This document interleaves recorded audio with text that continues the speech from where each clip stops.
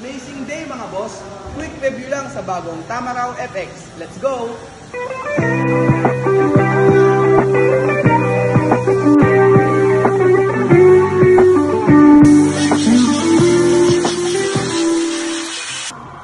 Sa front, halogen lights.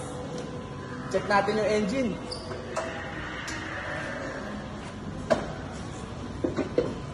Kung makikita nyo sa engine, 2GT engine, 2.4 liter.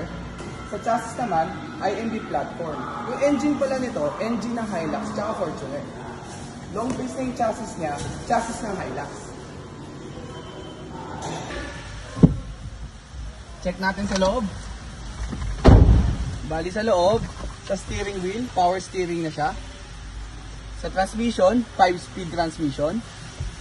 Sa audio natin, 2D. Tapos mayroon na rin siyang cellphone charger. Yung materials pala nito, gawa sa hard plastic, kaya madaling punasan. Second.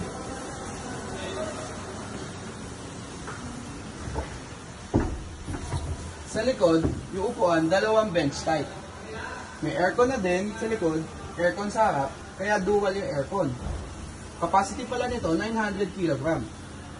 Madaming makakasakay, madaming malalagyan. Visit nyo lang ako dito sa Toyota Otis. I'm directly Toyota Marketing Professional. Happy to assist you.